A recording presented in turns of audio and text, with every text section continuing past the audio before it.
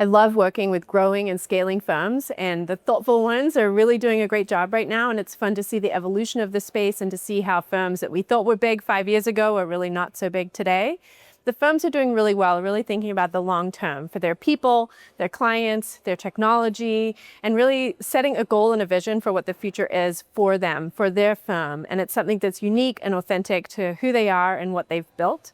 So it looks like an investment back in their people. They're promoting, they have career paths. They're thinking about how they can continue to promote and push forward those people that they've hired in and invested in already.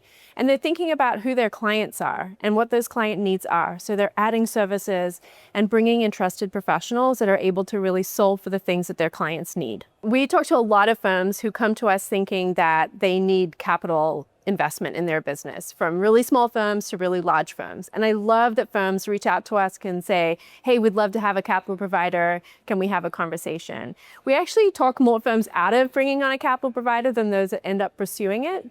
And part of that is that readiness of being ready to really dive in. When you bring in a capital partner, it's not about keep doing what you're doing, but it's keep doing what you're doing and then some.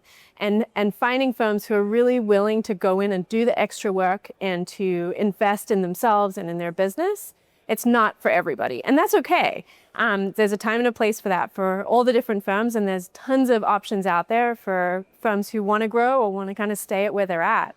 And one of the things I've said a lot about our industry and our space is you can have a really small firm or a really big firm or a firm that's growing really rapidly or just kind of hanging out and growing slowly and be successful and have a great life and create great outcomes for your employees and for your clients.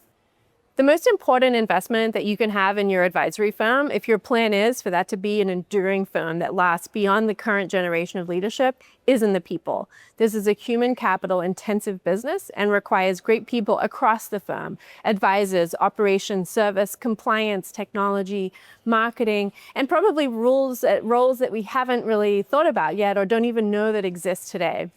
And so if you're not thinking about how the human capital of your firm is going to evolve over the next years, I think it's going to be really hard to see that success move forward, capital investment or not.